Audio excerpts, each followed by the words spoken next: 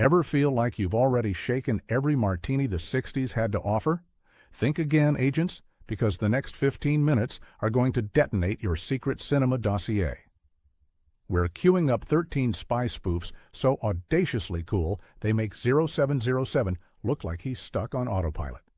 Grab your trench coat, slap on those oversized sunglasses, and don't forget to smash that subscribe button.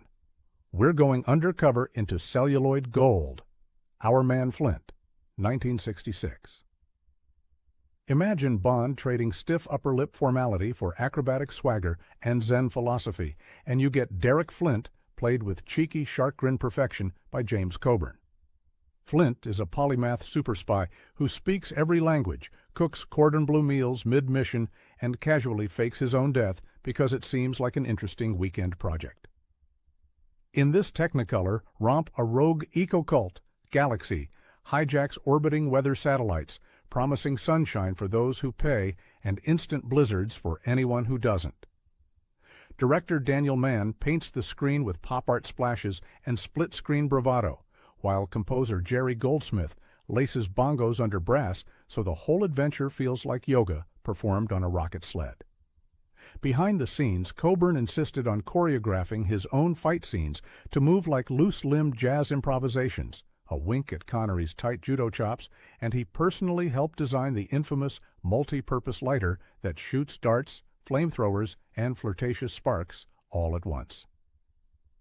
The production's modest $3 million budget bought sculpted sets, shark pool trapdoors, and an underwater lair stocked with live moray eels. Box office receipts quadrupled the modest $3 million spend, convincing Fox they'd birthed a franchise and unleashing a tidal wave of Flint lunchboxes, toy laser lighters, and bubblegum cards in Like Flint, 1967. 1 year later, the Zen master of espionage parachutes back with In Like Flint, doubling the outrageous ingredients that made the original a sensation. Coburn glides through the role rescuing a kidnapped U.S. president while dismantling a cosmetics company cabal of brainwashed flight attendants marching toward matriarchal world domination. Director Gordon Douglas splashes deeper psychedelic color, fragments action into comic book panels, and drops Flint in a Japanese bathhouse showdown so steamy the film stock nearly melted. The screenplay pokes fun at Cold War masculinity by letting Flint reprogram a vending machine with chopsticks, then beat a Russian assassin at yoga. Fox executives panicked when Coburn vetoed a scene where Flint beds 5 women simultaneously. "Too on the nose," he laughed, so they rewrote it into a single, slow-motion champagne cork pop heard round the box office. Feminist critics later applauded the movie's inversion of gender tropes, while toymakers churned out plastic Flint phones that dialed one number: the White House. Goldsmith's surf jazz score slithers behind each karate chop, saxophones fluttering like coded notes inside lava lamps. Casino Royale, 1967. Forget everything you know about coherent storytelling and surrender to the psychedelic pandemonium that is 1967's Casino Royale, the prankster cousin who gate-crashed Bond's black tie party wearing Dayglow paisley.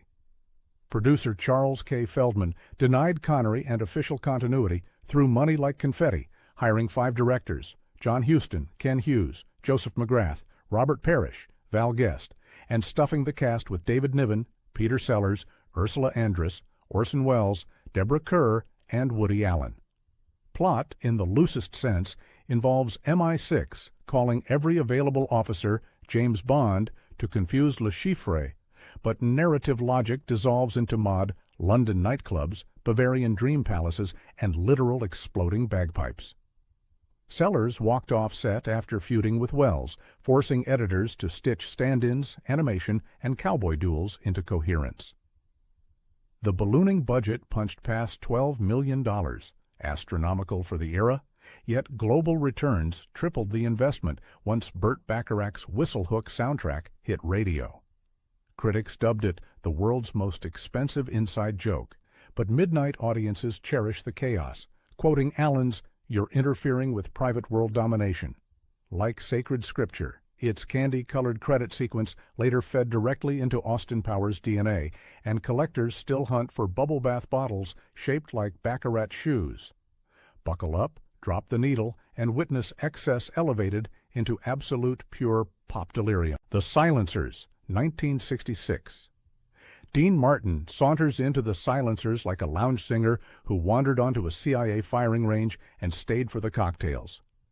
As Playboy photographer turned agent Matt Helm, he swaps Bond's martini for bourbon and croons between explosions, seducing allies and enemies alike. Columbia Pictures adapted Donald Hamilton's gritty novels into neon parody under director Phil Carlson, unleashing gadgets that would make Q faint. A motorized circular bed, a cigarette lighter missile, and a convertible that ejects beach umbrellas at the touch of a lipstick-stained button. Helm must stop Big O from nuking a desert missile test, but narrative gravity is mostly an excuse for Stella Stevens' bumbling Tina to tumble into hot tubs.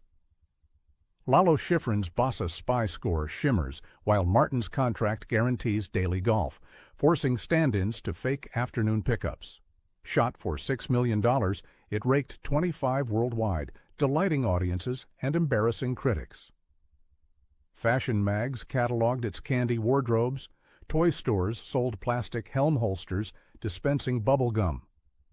Today, its margarita-soaked misogyny is studied as a Playboy-era time capsule, while midnight crowds cheer Dino saving America without spilling a drop. Murderer's Row, 1966. Murderer's Row cranks Matt Helm's party dial to 11, flinging Dean Martin into a pinball machine of ion ray death beams, Riviera discotheques, and Anne Margaret's volcanic dance moves. Helm survives a staged funeral complete with hydraulic coffin before chasing ICE's plan to vaporize Washington from a secret Mediterranean island. Anne Margaret's kinetic go-go bruised Martin's stunt double so badly it produced padded furniture.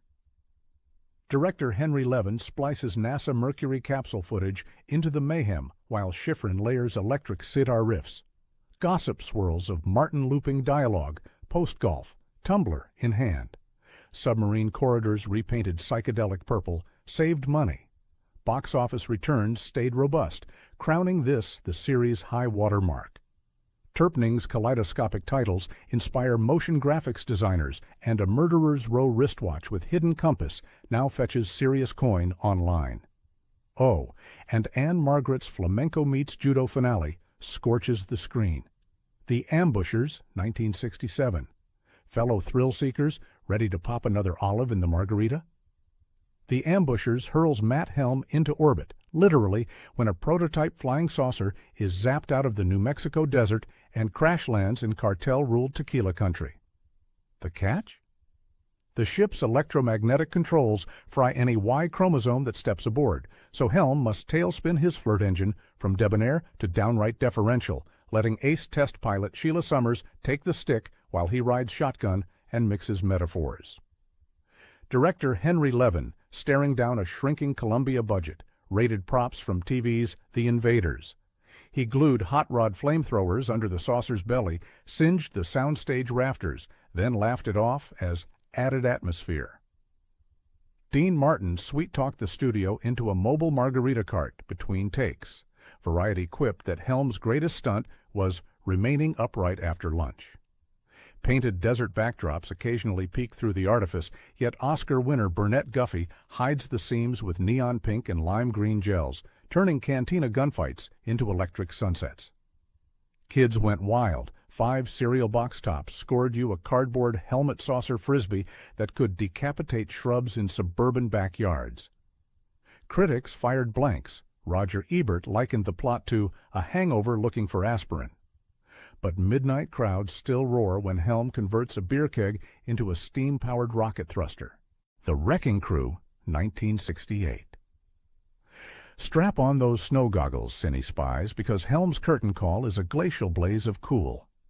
The Wrecking Crew catapults our bourbon-sipping hero to Denmark, where suave super thief Count Massimo plans to snatch $1 billion in gold from a moving train and plunge global markets into chaos. Enter incandescent Sharon Tate as Freya Carlson, tour guide. By day, lethal trainee by night, whose klutzy cover masks tiger-fast reflexes drilled by action choreographer Bruce Lee. Lee's lightning routines pushed Dean Martin to swap highballs for hydration, and the star joked that the only bruises he suffered weren't from stunt falls, they were from Bruce's glare.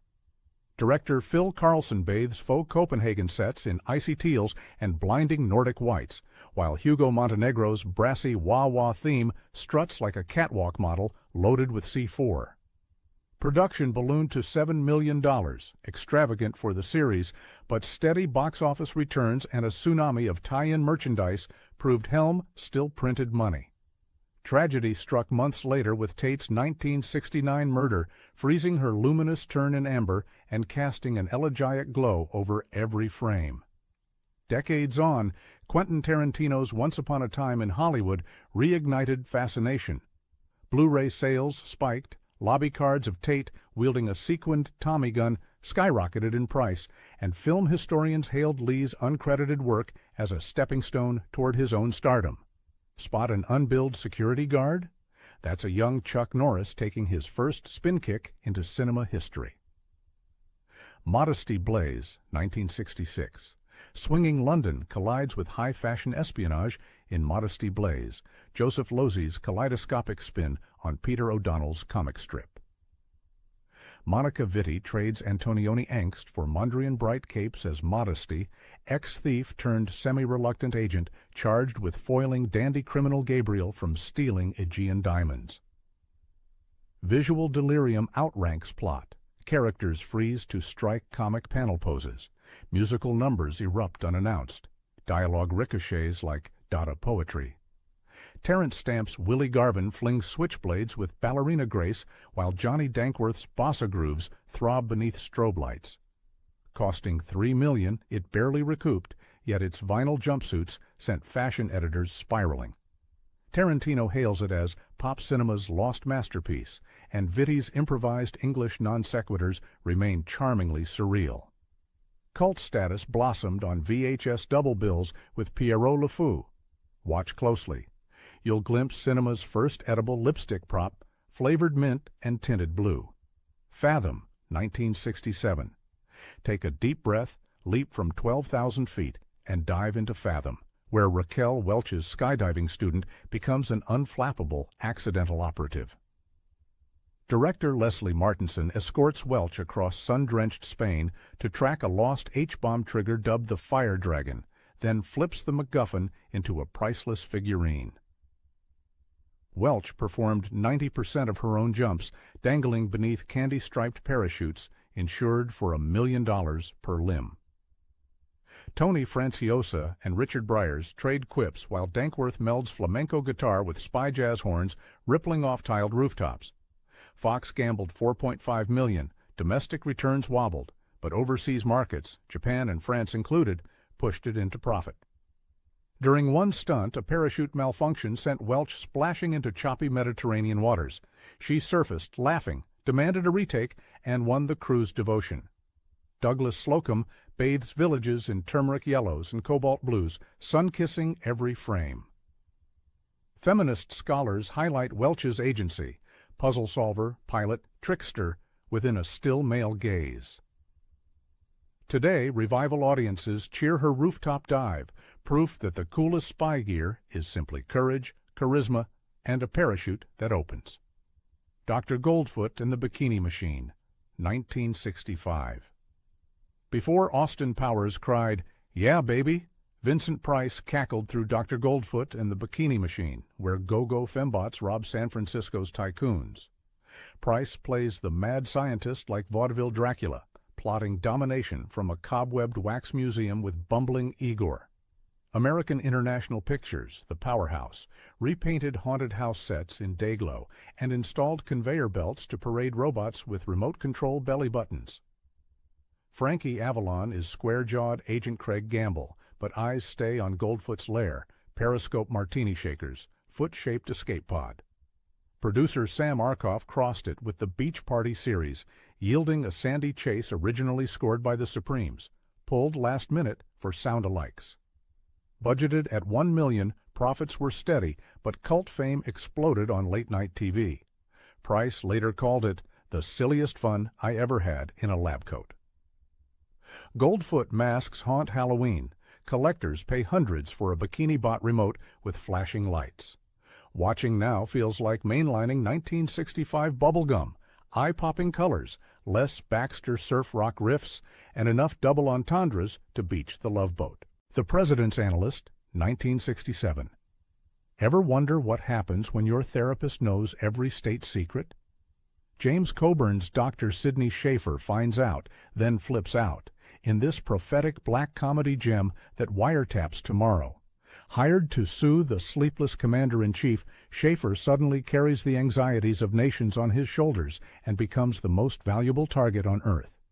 Director-writer Theodore J. Flicker shoots in jittery handheld close-ups, jump-cutting from Oval Office hush to groovy Greenwich Village lofts, layering Lalo Schifrin's sitar-laced score, so each paranoia spike feels like a psychedelic pulse. Paramount marketed the film as lightweight Coburn caper, but the script's razor-sharp satire predicted data-harvesting monopolies years before Silicon Valley got the memo. The shadow villain isn't Moscow or Langley, but TPC, a grinning telecom hydra that literally wants to implant subscribers with micro-receiver ear buttons. Budgeted at roughly $2 million, the picture stumbled theatrically. Audiences expected Dino-style slapstick, not counterculture dread, but campus midnight slots turned flop into cult as students cheered every surveillance society punchline. Behind the scenes, Flicker requested authentic White House floor plans and was politely rebuffed by the Secret Service. He settled for an oval clone built on Stage 31 and promptly crammed it with hidden mics. Coburn, ever the improv master, ad-libbed Schaefer's free association meltdown, riffing so long the cameraman's magazine ran dry. Danger. Diabolic, 1968. If Bond is Savile Row, Mario Bava's Diabolic is avant-garde runway, sleek, subversive, sinfully slick. Masked anti-hero John Philip Law sprints through chrome vaults, steals millions in untraceable lyre, and then, why not, romps on a heart-shaped bed buried under physical cash with partner in crime Marisa Mel's Eva Kant. Working inside Rome's Cinecittà, Bava stretched a shoestring $380,000 budget into a pop art fever dream. Papier-mâché cliffs, reverse motion base jumps, and matte-painted skylines washed in ultraviolet greens. Ennio Morricone's fuzz guitar soundtrack flips from lounge seduction to wah-wah freak-out, making every heist feel like an underground club set. Censors balked at the orgasmic smoke bomb getaway. Bava answered by tinting the cloud candy pink, claiming purely aesthetic. European teens flocked, propelling the film to Italian box office dominance, though U.S. distributors shrugged, until cultists and the Beastie Boys resurrected it. Their body-movin' video is literally a love letter to Bava's split-screen larceny. Miniature Jaguar E-types used for tunnel crashes later surfaced at a Rome flea market, fetching five-figure sums. Tarantino screens it before every production for shot composition courage, while fashion houses still mine Eva's white fur hooded coat for winter lines. Carry On Spying, 1964. Before Connery perfected the arched eyebrow, the irreverent Carry On troupe slipped a whoopee cushion beneath the throne of empire. Shot in tongue-in-cheek monochrome to parody Dr. No, the film unleashes pompous Agent Simpkins, gadget-mad Desmond, Rookie Harold, and photographic memory dynamo Daphne Honeybutt. Early career Barbara Windsor, hair piled higher than MI6's secrets. Their mission, Stop Stench, quickly retitled smut to dodge censors from stealing a serum that renders the world docile. Director Gerald Thomas filmed on a frugal 97,000 pounds, recycling corridor sets and strapping cardboard fins to Sunbeam Talbots for rocket car flair. Yet thrifty ingenuity birthed comedy gold, exploding fountain pens filled with custard, knockout gas braziers, and a finale in an alpine lair where ski poles double as spear guns. Domestic box office quadrupled costs, while schoolyards echoed Williams's "Double O Dear" catchphrase. Behind the scenes, Hawtrey allegedly hid gin in prop briefcases. Windsor practiced her trademark giggle so loudly neighboring stages complained. The press hailed her as Cockney Dynamite, marking her first of 9 carry-ons. Feminist film scholars now re-evaluate the picture. Beneath the saucy puns lies a sly critique of paternalistic spy culture. Daphne saves the day with intellect, not seduction. Annual seaside festivals in Brighton screen it with live innuendo bingo. Prizes include inflatable poison umbrella tips. And there you have it, 13 Technicolor time bombs that prove Bond didn't own the 60s. From Coburn's Zen Master Cool to Vincent Price's Cackling Couture, these forgotten firecrackers crack open nostalgia like a shaken soda. Fizzy, surprising, impossible to ignore. Drop your favorite hidden gem in the comments, slam that subscribe button, and ring the bell so you never miss another dive into cinema's unreal back catalog. This is Movieverse, signing off. But trust me, our next haul of secret reels is already ticking. Share this episode with your fellow cine spies, and together we'll rescue every misfit masterpiece languishing in shadowy vaults. See you on the other side of the projector.